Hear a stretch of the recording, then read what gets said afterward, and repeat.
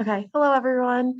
My name is Sarah and I'm here with my partners Jen, Brooklyn, and Zara. And today we're going to be talking about our design to reconstruct a rotator cuff tears with a polymer graft and smooth muscle cell integration.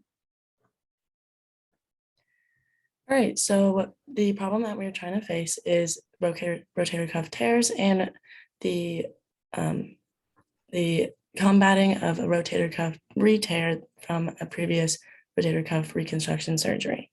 So rotator cuff tears are one of the most common musculoskeletal injuries, with about 20% of the general population undergoing these surgeries. The tears in the rotator cuff are very common in people between 60 and above. About 54% of people who are over 60 undergo rotator cuff tear surgery, and about 62% of those over 80 undergo it. Also is very common in people who excessively and constantly use their shoulders, like athletes, especially swimmers and baseball or softball players. They occur, like I just said, over time and also from constant excessive use. However, they can also happen through a traumatic experience like falling or shoulder dislocation.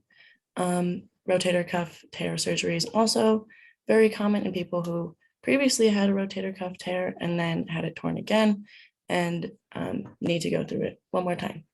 So rotator cuff tear surgeries are very important because the repeated use and motion of the rotator cuff after it being torn leads to the expansion of the tear, and then that then weakens the muscles, which then causes the losing arm mobility and functionality. And also, our product is very important because we are trying to reduce the percentage of a client having to go through a re-tear again, because a study shows that the cuff re-tear ranges between like 18% to 94%, and this is due to the failure of healing after the surgery and also the potential of the irreparability. So our clinical need is that our product is a scaffold to provide long-term support to the rotator cuff during and after healing in order to treat the initial injury and prevent re-injury. So to address this need, we propose an electroswim scaffold made of a blend of collagen and PLLA. And the scaffold will be sutured over the torn area of the ligament, with sutures going into the ligament and bone anchors going into the humerus to secure the scaffold. Human mesenchymal stem cells will be seeded onto the scaffold to promote healing, the differentiation of smooth muscle cells and tendinogenic cells to provide support to the ligament as it's going through the healing process and after. The scaffold will not degrade, and neither will the sutures, and it should provide up to 80% of the original strength of the tendon once healing is complete. To create the scaffold, the process will be electrospinning, like I said. PLA and collagen will be blended together on the electrospinning process. The bundle of fiber will wrap around a high-speed rotating drum, as you can see in the schematic, and this mat of aligned nanofibers will be rolled up into a final bundle of thread that can be up to centimeters in length. This long thread in the way of conducting this process helps with alignment and the length of the fibers.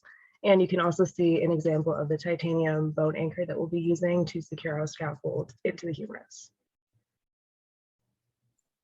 The benefits of our approach is that this will be a long-lasting repair and reduce the probability of re-tearing, which is quite common.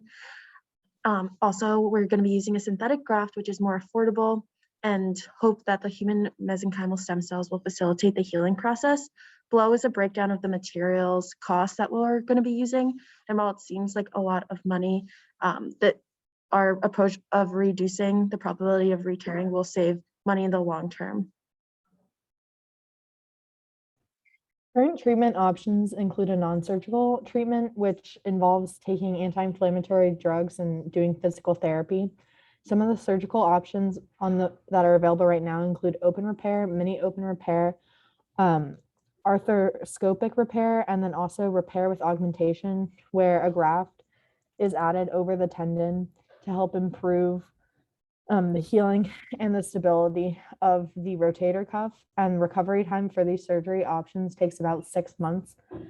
We hope with our implant that we will be able to help facilitate the healing and the graft to help promote regeneration to support the tendon.